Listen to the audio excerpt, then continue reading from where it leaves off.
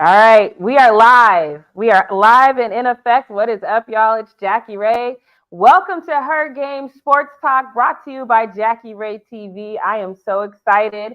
I have a special guest today. Y'all saw him on my YouTube page already. If you are subscribed to Jackie Rae TV, which you should be, say hello to the people. I didn't put your tags on there or anything. I'm my bad. So tell the people who you are, where they can follow you, all that good stuff. It's all good. What's good? First of all, thank you for having me on the show. I am Khari Jones, affiliated with Motivated Purpose, and I'm excited to be on Jackie Rae's show. Yeah, we got a lot to talk about. We're going to talk about some WNBA stuff. If you see me look down a little bit, it's because the NBA finals are on right now as well. So we're going to talk about that. But before we get into anything, just know that we both cover the WNBA. That's how we met.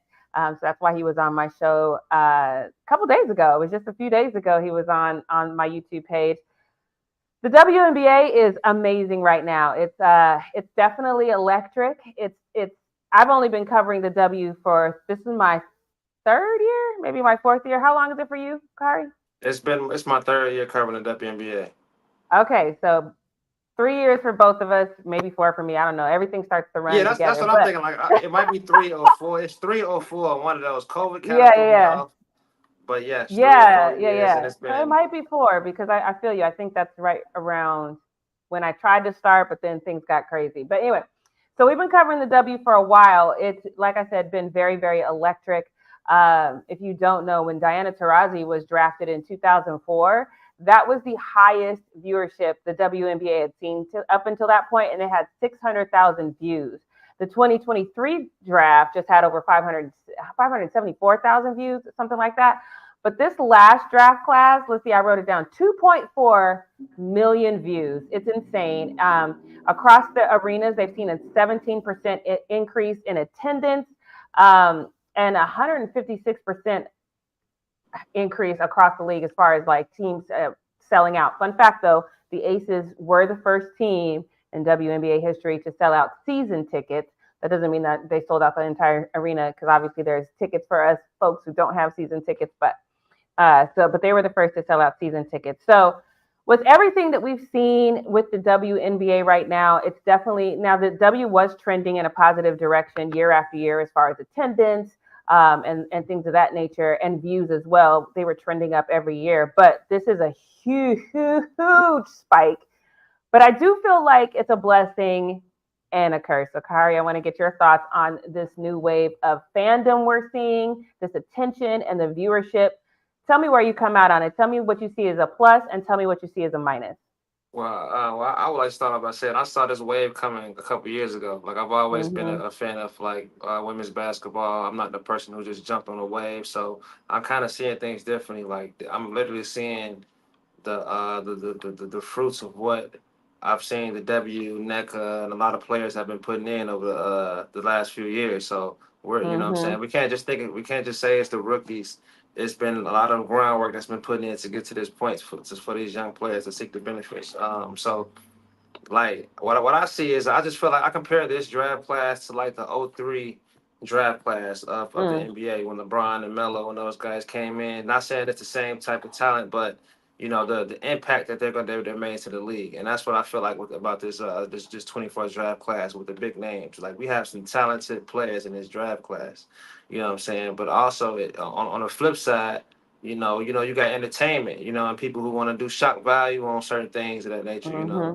Um, so they feel like you gotta, you got this thing where they want to create a vision within people, and I feel like that's what it's come down to. And I'm like, dang. So now I gotta, now I feel like as a media, as a journalist, we gotta go to war. You know what I'm saying? Because now we have to, share our thoughts on certain things and certain topics, and even if it's controversial. You know what I'm Mm-hmm. saying? So that's what I see right now. I just want to try to bridge that gap of not being like just negative. You know what I'm saying? Like Yeah. a lot of people want to play on that. You know what I mean? And especially now there's women's basketball. But now you got reporters and media outlets who've never covered women basketball.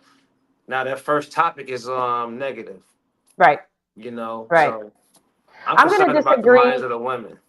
Yeah, I get that. They're strong enough, though. These are women that have led social justice charges. What was it? The Atlanta Dream got a whole councilwoman to move on with her life. So these are women that are strong enough to do that. I'm gonna disagree and say that this trend is something. Obviously, like I said, it was trending upward, but it would have taken a good 5 to maybe 10 years for them to see the spike in views. Like if it was going to just be on this gradual build, we can't really not we can't miss the fact that this draft class, Cameron Brink, when I first interviewed her, I said, "Hey, so are you going to help the LA Sparks with their social media?" And she's like, "Nah, they fine." And here we are now that the whole NBA has seen a 157% increase in their social media presence, and that's because this draft class was really prevalent on social media. So this draft class is just bringing a whole new wave of fans. I think for me, the minus though is like what you said with this whole new wave of fans, we're getting fans that really, honestly, quite frankly, don't know a damn thing about the WNBA. They Don't know know something about nothing. nothing. I would bet my last dollar that some of them don't even know what a pick and roll is or a moving Yeah, screen. right. You know what I mean? Fact. So it's this level of ignorance and this fandom for one individual. And on top of that, I think with the way that our country is, there's a level of racism in that. I cannot tell you how many tweets I've seen of people saying, "Oh, I'm really excited about the WNBA now because there's a little white girl who is white. She's not black and she's not gay. And I'm excited about that." So I think there's a level of we've got this new fan base that technically isn't a fan of the WNBA. They're not fans of the women who have been putting in the work for this long. They're fans of one woman who comes from middle America, and we know what that means, and they're bringing all their ideology into it. And I think when you're talking about, like, I was disappointed in Stephen A. and him saying, "Oh, I've been talking about the W for a long time." I've been watching Stephen A. Smith every single morning since 2016. Since I was a kid, since I was a shorty, since I was a kid, I grew up watching Right. Stephen A. He ain't never said I never heard him No. mention him or nothing about the WNBA. And then when I Now recently seen him, he would talk about Candace. I remember him talking about Candace Parker because she's still the GOAT. He would talk about Candace Parker, but the most I ever heard him talk about the WNBA was the Brittany Griner situation. I've never heard him talk about a WNBA finals game. I've never heard him talk about a WNBA MVP. None of that. So now with this negative attention that we're getting, where do you see this draft class fitting into some of these negative narratives that we are seeing? I feel like they're doing a great job of it, though. You know what I'm saying, of handling it. Like if you really think about it, no one's talking about how they're just playing basketball. They're not, and the responses they're getting when they're asked about certain things, they're not being they're not being led to say anything. They're not being easily triggered to say anything negative or tricked to say anything bad that's gonna hurt Mm-hmm. them. You know what I'm saying? So I feel like they handle it, and they just out there hooping. They because they're having a blast, but at the same time as well, they like I said, they have this side, the controversy Mm-hmm. and things of that nature. So I do feel like they're sticking together, and they're not feeding into it. Yeah. Sometimes they do get irritated though. I've seen like Michaela Owenwary. She had came out and said something like that. Certain things is getting out of hand now. So they're sticking up for themselves as well, but they're having a mixture of enjoying themselves too at the same time. And I feel like for them, it's more fun than anything. Yeah, it still has to be a burden though, because I know Angel Reese knows that she's seen in an entirely different light than Caitlin Clark, and that's got to be a mind trip because she's extremely talented as well. So how do you think she's dealing with it? I just feel like because Angel, she always she feel like she has to take the bigger role. Be the Mm, bigger mm-hmm, be the bigger woman sometimes. So how I feel like she's taking it. Of course, anybody gonna be when you see like, well, I've made an impact towards this. I know I was probably one of the main contributors, if not the main contributor to where we at today, or where this wave started. Why I'm not getting that shine. So that definitely can, it hurts you a little bit. Maybe cause envy. I don't know mm-hmm. what can it do to anybody's mind. But that's what type of things happens when you're marketing one player when there's a significant amount of players in the draft class. So I can see how that can be it can blow your mind sometimes and be irritating, you Yeah. know.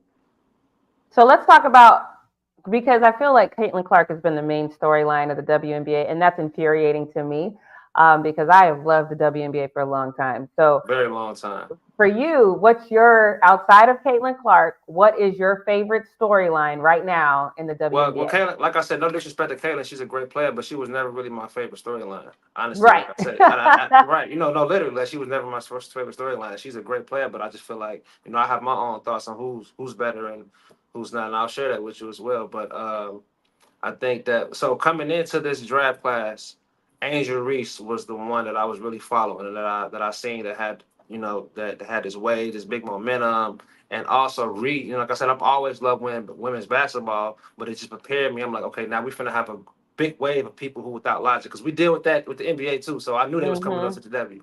Mhm. But my favorite storyline outside of this, since the W has started, and I'm not being biased just because I've covered them, but it has been Cameron Brink and Rickea Jackson. Mhm. So, like, you know what I'm saying, and the fact that I am paying attention to the Sparks and covering them, Right. them two, Cameron Brink got on my she got on my notice, on my radar. So Yeah. when I seen them, seeing them play as hard as they play, seeing the inside of everything, I'm like, yo, we might have the two best players in the draft for the Mhm. long run. Because Well, I'm looking Cameron how Brink they, was she was ranked number one in this rookie class, wasn't she? I believe Cameron? so. I I think believe so. so. Yeah.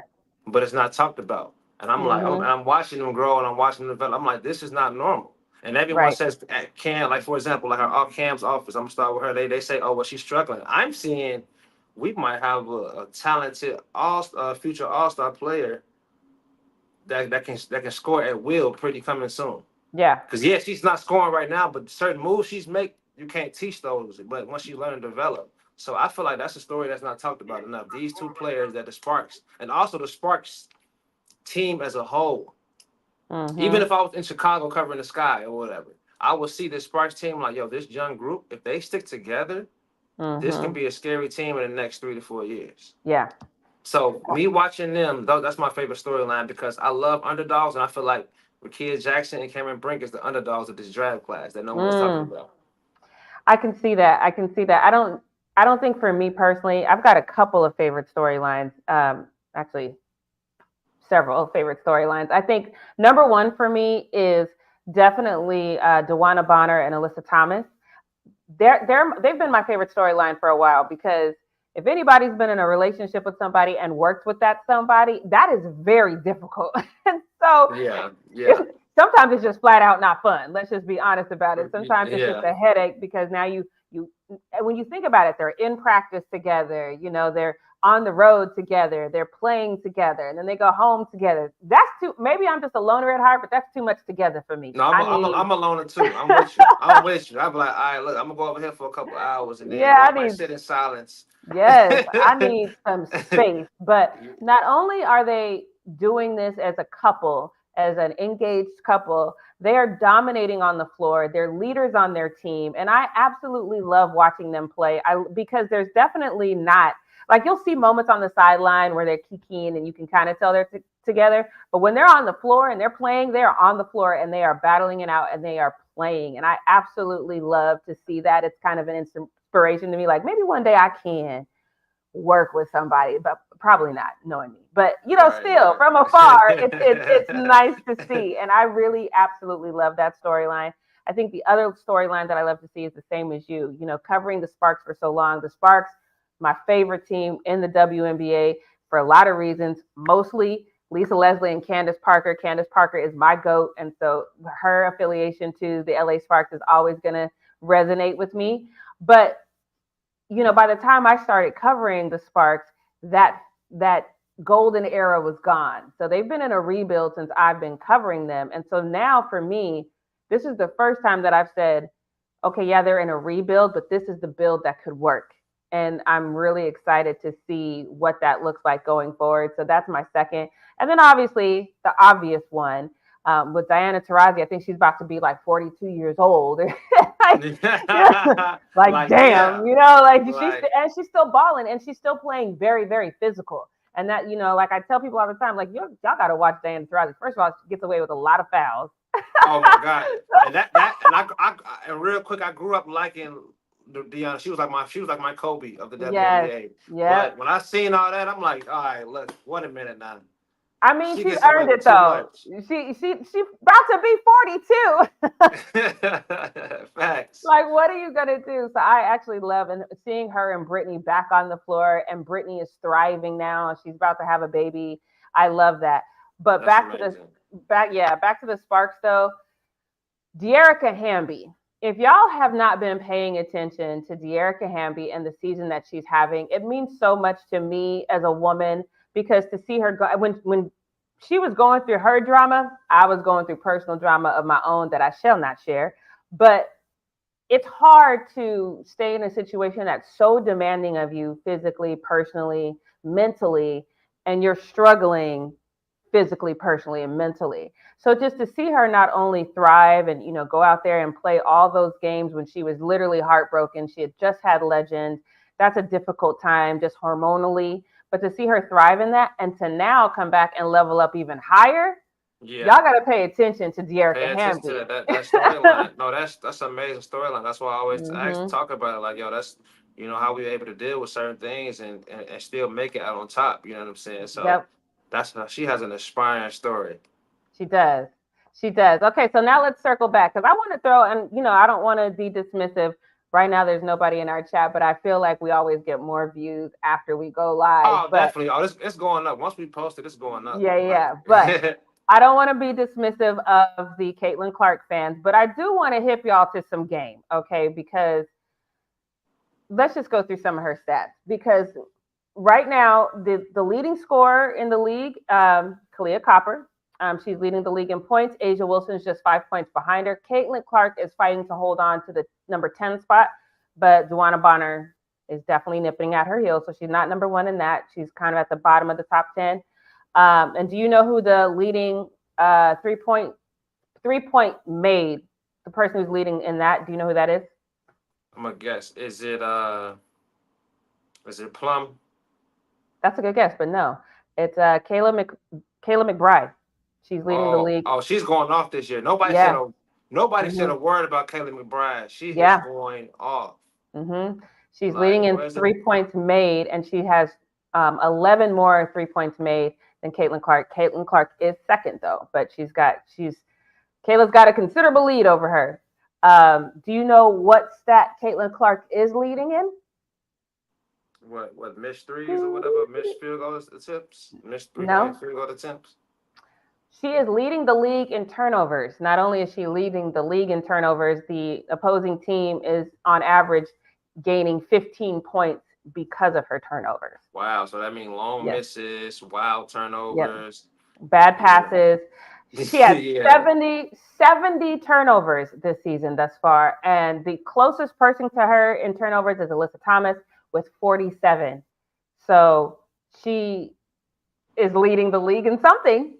Yeah, right. And like I said, I was close. Sure, I was close. I wasn't too far off. You know what I'm saying? And that's why and then when they ignore those, you know what I mean? Yeah. Like what's the word I'm looking for? It's called cognitive dissonance. You know what I'm saying? Yes. Like you can put these facts right in front of her fans, and they'll Mm-hmm. still be like, well, they should. Well, I don't care. I still want her to be on the team. I'm like, bro, she gotta earn it. You know what I'm saying? She Yeah. has to work hard. She's gonna be a good player. I don't know. I don't know what her future is looking like, but right now to make her the face of the league is crazy. You know what I'm saying? So Yeah. Her learning curve seems a lot steeper than some of the other rookies that we've seen. And I do think some of that is because of the intense shine on her. It's not necessarily her fault.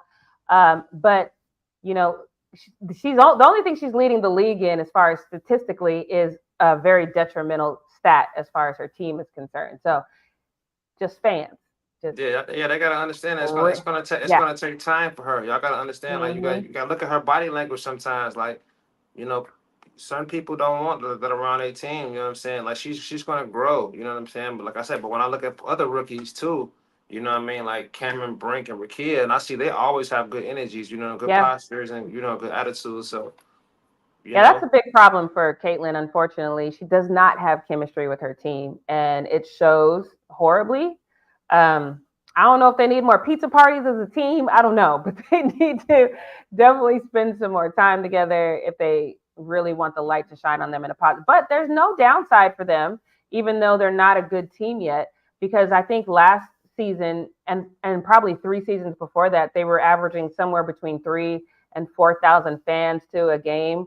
Now they're averaging like 18 to 19,000 fans. So there's no downside, even though they're losing. I just want Caitlin Clark fans to face reality and realize she's not even close to being one of the best players in this league. She's not even close to being one of the best rookies right now in this league. So everybody just relax. That's all I'm saying. Just relax. Damn, you just let them know, Jack. You took all the words right out of my mouth. You know what I'm saying? Because if I say something, they're gonna attack me on X now. Mm-hmm. You know what I mean? So that like it's become political. And Very much so. That's become my issue. That's the curse that you were talking about. This Mm-hmm. WNBA has become politics. If you say something, oh, you're on this side, they're making us choose side. I'm like, Yep. this is getting out of hand. It is. Okay, so before we get to this NBA game, which is going underway, it's underway right now. There's a lot of basketball to be played. The Connecticut Sun have the best record in the league. They are 10-1. The New York Liberty is 11-2. But the reigning champs, Las Vegas Aces, are 5-5. What do you think their chances are of a three-peat? I still think it's a high chance. I still think Okay. I still think that they have a potential to win again to three-peat because I just feel like I've seen a lot of basketball in my day, and I get it. I know how teams back defending champs are. A lot. They come back sluggish in the beginning. You know what I'm saying? Asia Wilson still playing at a high level. You can't count her out. Oh, we You do know have what a I'm saying? comment. Wait, let's get to it because apparently they must have missed the stats. So we'll read them again. Says pizza parties. Yeah, pizza parties are great. Maybe I just really like pizza. I don't know. But then she goes, look at Clark's stats to DTs. DT is 42. You're not finna do that. You're not finna We come ain't in doing that here. today. You ain't finna come in here And and that's what tell we us to talk look about. at a No logic, 42 no year old. lot. So you're gonna try to compare a rookie to Diana Taurasi, who's probably only playing just to play the playoffs? Come on now, like Look, let's. at this point, we need to be glad Diana Taurasi's knees still work. I don't care what nobody say. When you hit 40, your knees don't work the same. So what we not gonna do is compare Diana to girl stop. Okay, so then Right. what she said, doesn't matter to me. I would put Arike in. Oh yeah, I definitely would. Now that's the thing. There are people that I think I don't necessarily want to say they were snubbed, but when you're talking about a league, I think the level of talent in the WNBA is ridiculous. It's got to be incredibly difficult to choose 12 people to put on an Olympic It's team. hard. It's hard. And then You know what even I if you're a mean? great player, they got to see if you would fit in that certain system that they have. You know what I'm saying? So Mhm. we've Mhm. seen it happen. It's always going to be one or two players that get snubbed. Yeah. Yeah, for sure. But But I was. Kaylin Clark was not a snub. She was That not was a not. snub. She was not a snub. She's not ready. She's if she's struggling in the physicality in the W, she's not ready for the world stage. And I think it would have been a disservice to her because she is still kind of struggling to find her footing in the W. I think it would have been a disservice to her to make her now think about the Olympics. Because And because the Olympics don't care about the media attention. That's why they went mhm, and grabbed. Okay, who's going to fit better? mhm, Let's grab Cameron Brink. yeah. And You know, even if they had put her on the squad for the Olympic squad, I don't think she would have got playing time. And then that's another mental thing for you. I think that would have been incredibly unfair to her. I don't think it would have been the right move. I think that if you really care about the growth of this young woman, not having her on the Olympic team was the best decision for her as a professional athlete. Just my thoughts. Um, okay, so what's the ghost? How do you say ghost of Geraltis? Ghost of Geraltis? I'm sure I'm saying that entirely wrong, so please forgive me. But she says Tarazi, Griner, and Gray are immediately cut. I like Reese, Cece, and Brink to show off our rooks. I definitely like. I will admit, I wasn't sold on Cameron Brink. I knew she was going to be an amazing two-way player eventually. I did not think that she was going to be playing at this level this quick. I am I, I am impressed. that's why. Because originally I had Rakia first, but I don't know who. I don't know who's better because they're developing so fast, and you're seeing Hmm. flashes of what they're going to be, and I feel like they don't even know how good they are yet. Yeah. They're just babies playing out there. That's why Brink is fouling like crazy because she's just a kid out there that's just swinging at everything. Just wait until she know what she's doing and she know how to time and she know when to go for blocks and things of that nature. You know what I'm saying? It's gonna be some Hmm. scary sight. Hmm. All right. So we've got some people who still want to. Okay. So we've always put rookies on the Olympic team. Y'all don't know history. Look, Okay, I think you got here late, so that's fine. We've already talked about that. We're talking about this moment in time, and the only reason that you would put Caitlin on the Olympic squad is for media attention that the team doesn't need. Why do that? So you talking about history, we talking about facts. So let's just know she's not ready. Okay, and let's just like not even close. She's She she's got not she's not close. She's she not close to being ready at all. nah, Look at her she need stats. She I mm-mm. think he just got on, so I think we need to repeat that. Caitlin leads the league in turnovers. Like Yeah, you're yeah, not she leads ready. 70 turnovers already this season. She doesn't lead the league in three-pointers. She doesn't lead the league in points. She leads the league in turnovers. So give that young lady some time and stop acting like she's something that she's not. She's not ready. Full stop. So with that, let's go on to these NBA finals, which are at commercial right now. So I can't tell you the score. I got my little iPad right here because I wanted to tell you the score. But it's at commercial right now, so I don't know what the score is. But let's kind of talk about what is the next step for Dallas if, because I think it might happen. That's why I kind of want to see the score. So I don't know how close I am to being right. But what happens if they get swept? What do They you if think they they're? if they lose tonight, they gotta come back and try to do it again next year. I feel like next year Yeah. when like you said when Kyrie's player option is up or when his Mm-hmm. contract is up, I feel like that's when they have like 2 more years and really need to try to do it this year. If they don't next year, I feel like really not next year because these teams are coming up and you might have Yeah. 1 more year. They probably got lucky this year by making it. You got one Mm, more year to do it because you got Shea and all these other young teams. I don't know. Really, I feel like this year is it because Minnesota's coming. oh yeah, Minnesota's definitely OKC is coming. coming. You know what I'm saying? Yeah. These teams are coming. So this is your window right here, honestly. Yeah, Anthony Edwards is definitely, in my opinion, going to be insanely like he is the next star in the league, and I think the Yeah. relationship between him and Carl Anthony Towns is going to be amazing. I think they just weren't quite ready yet, but I do think they learned a lot from this experience. But it's taken Boston a long time to get to this point as well, so let's not act like Right. they No, they didn't have their Boston, it struggles. took them like 4 or 5 years to get to this point, and I honestly Hmm. didn't believe in them, and I still didn't. They would have to be up 3-0 for me to believe in them still. You know what I'm saying? If they win a night, that's when I'm like, okay, I get it. Y'all about to win it, but it took them a very, very long time. So who Yeah, knows how yeah, many years it might. This take years to get to this point, and that's why I feel like Dallas got a short window. I just feel like something's telling me their situation with that roster and everything, they have a small window. They don't have a long window like everyone else. hmm I'm gonna go back to them in a second as soon as the score pops up, but I gotta get. I keep saying this wrong. Is it the Ghost of the Grouches? Spell it out phonetically if I'm just butchering it. But she said, I don't even like CC's game too one dimensional, but you best believe, Lord, why she said, you best believe I'll ride that white girl to a new fan base so the other women can have a come up. And Yeah, that's why majority that's what majority of the fans is about. That's when the yeah, majority of Caleb Clark fans have that same mindset. Not saying it's a bad thing. I get it. I already know. I knew yeah. that's why y'all wanted it. You know what I'm saying? But I see what it is.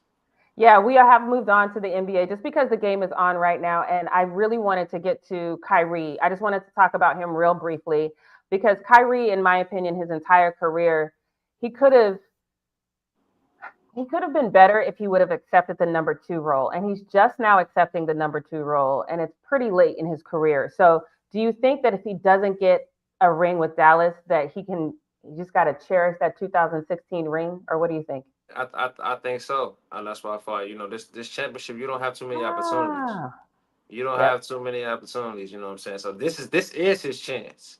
He's Yeah. going to be Yes. 35 when his contract is up. Who knows where he'll be mentally, and physically, unless his last year, like other vets do, all the superstar young vets, they try to make that last push at the end of their career, and that's the Yes. only time I see. That's the only thing. That's the only window I see him one more after this with a team who's already Hmm. going to a championship, but he's old and just helping out. You know what I'm saying? He Yeah. provided that veteran leadership. So other than that, this is it right here. Yeah. You know Yeah. what I mean? But like I say, Kyrie's career was special. You know what I mean? That championship with LeBron, you can always remember that. But you always want that one more on your way out. I And don't this think is he's it right here. Yeah, I don't think he's physically winding down yet, but I do think the league is just kind of changing and these young kids that are coming up, it's going to be a lot. It's going to be a lot. It's gonna be a lot. It's gonna be a lot, Meryl. So I don't, you get it right now. Yeah. All right, Ghost, I just have to say I really appreciate your petty. Oh, What they say? The comment is, I only care about Kyrie's movie recs, like his movie recommendation. You Oh know my the God. yeah, They yeah. funny. The They funny petty. as shit. The Yeah. They petty. petty as shit. Hey, y'all gonna get me banned. Hey, Yeah, no. I was repeating a comment, but I just want hey. you to know that I appreciate your petty. I think we are here with our level of I petty, love the good and I love banter. it. Oh, I love it. It says Kyrie in Dallas is Steve Nash in Phoenix. That's a okay. I I see mean, that's a that. stretch, but yeah, I get it. I see where you're going with it. You know, Steve Nash's Phoenix was different. They was Yeah, number one yeah. seed. Yeah.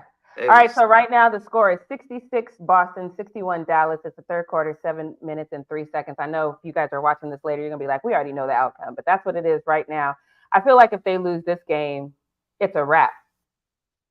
oh, it's a wrap. It's three. Yeah. You're down 3-0. I probably won't even watch game four. I'm cutting Yes. everything off because it's like, bro, y'all gotta win at home. I know y'all dangerous at home. Win tonight. Bring it, push it to game seven or whatever. Yes. You know what I'm saying? Yes. Like, make it exciting.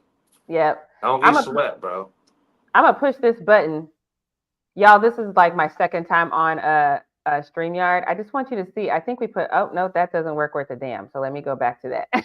I didn't know what that button did. I was like, I gotta push this button. But before we get out of here, I know we want to circle back to the league. I just want to say that we both cover the WNBA. We both cover the LA Sparks. We are both independent journalists. So if you are so inclined, please follow us both on all of our social media pages. I also write. Do you write as well? Yes, all right. Yes. Okay. And where does your writing appear? Um, LA Sentinel, Infinity TV, Motivated Okay. Purpose. Perfect. So make sure